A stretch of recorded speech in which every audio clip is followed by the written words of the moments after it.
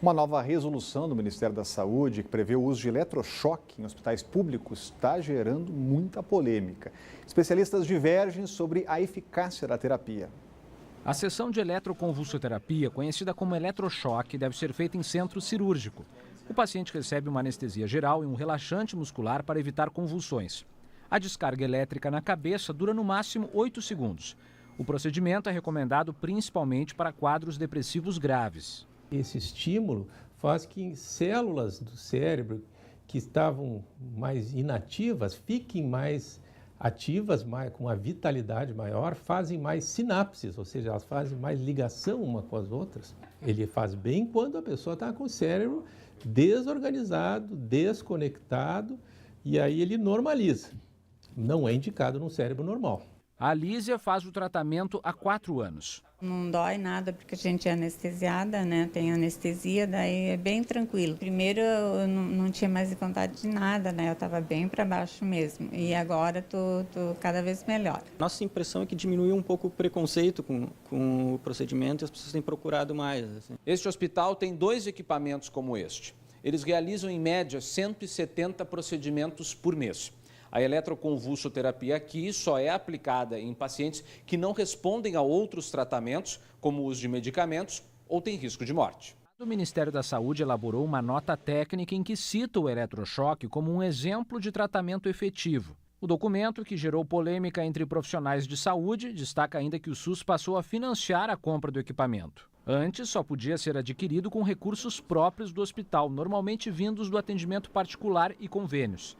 A nota do Ministério da Saúde também traz outros pontos polêmicos, como a manutenção de hospitais psiquiátricos, com possibilidade de internação de crianças e adolescentes, e a abstinência como estratégia para tratar dependentes químicos.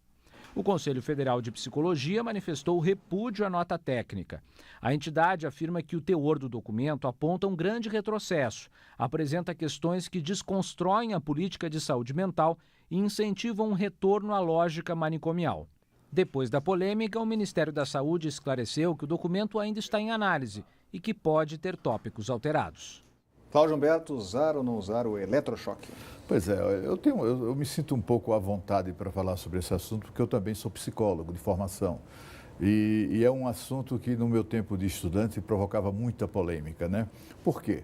Porque o eletrochoque, apesar da eficácia que foi descrita pelo profissional um desses que nós entrevistamos, de fato tem a capacidade de retirar as pessoas daquele estado de profunda depressão, de absoluta letargia. Isso é fato. Mas nos manicômios psiquiátricos, o eletrochoque também foi usado como forma de punição. Esse é que era o problema.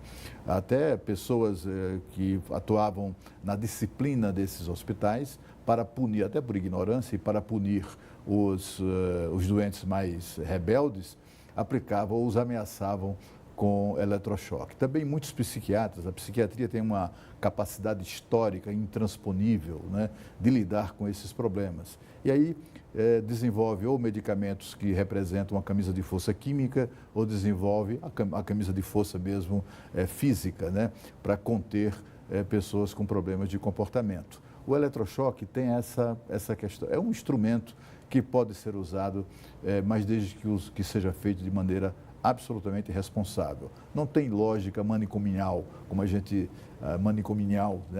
viu aí na nota da entidade dos psicólogos. Isso aí é uma questão um tanto quanto, tem aí um viés ideológico por trás disso. O que é preciso destacar é que é um instrumento que eventualmente pode ser usado em casos extremos e é um instrumento que precisamos reconhecer tem lá a sua utilidade, ainda mais com a pessoa submetida a esse tratamento, sendo sedada e, portanto, sem sofrer quaisquer danos. A gente continua falando de saúde porque o hábito de fazer exames de rotina é fundamental para prevenir diversas doenças e antecipar diagnósticos. Os check-ups devem começar bem cedo. Exame de sangue, de urina, teste de esforço na esteira e algumas avaliações de imagem. Pelo menos uma vez por ano é importante fazer este check-up para prevenir doenças. Tem muitas situações que não geram sintomas, principalmente numa fase inicial. É o caso da hipertensão, é o caso do diabetes. o colesterol alto e todos esses fatores com uma simples consulta, uma simples verificação de pressão e simples exames de sangue, você é capaz de identificar. Quando há um sintoma, fica mais fácil descobrir que algo está errado com o organismo. Mas muitas vezes uma doença silenciosa já está afetando a saúde do paciente sem que ele saiba. Por isso, fazer uma bateria de exames de tempos em tempos pode prolongar e até salvar a sua vida. Foi o que aconteceu com a Débora. Ela tinha 23 anos quando descobriu em um ultrassom de rotina um tumor na tireoide. Descobriram um nódulo na minha tireoide e falaram que era bom investigar. Fui investigar e realmente era um tumor, era maligno, tive que tirar e foi bom ter feito o exame e desde então eu acompanho com bastante frequência. Não há uma idade mínima ou máxima para realizar um check-up. Tudo depende do histórico de vida da pessoa e da família do paciente. A gente deve personalizar o check-up de acordo com os riscos individuais de cada um.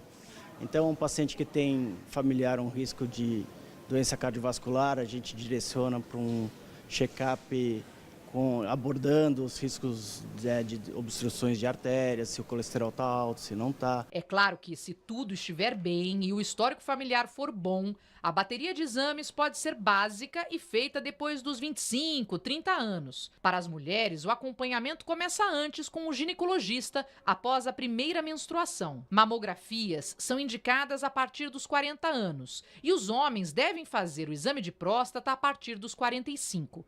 O rastreamento para doenças no intestino, como câncer, é feito por meio da colonoscopia, indicada para pessoas com mais de 50 anos e que não precisa ser repetida anualmente se o exame não apontar alterações. A densitometria óssea, que avalia a saúde dos ossos, deve ser feita normalmente depois dos 40 anos. Mesma faixa etária em que os testes hormonais passam a ser mais importantes. O que faz parte de um check-up é a gente poder avaliar as principais glândulas que a gente tem que dar uma olhadinha, como por exemplo tireoide, pâncreas, que é o produtor de insulina. Também avaliamos o cortisol, que hoje em dia todo mundo tem muito estresse, tá certo? E o cortisol é o hormônio do estresse. Bruno sempre fez check-ups anuais e a saúde estava boa, mas depois que ganhou peso, desenvolveu hipertensão e está pré-diabético. É importante você fazer o check-up, porque a gente cuidando, a gente já descobre um monte de coisa, imagina se a gente não cuidar, não é?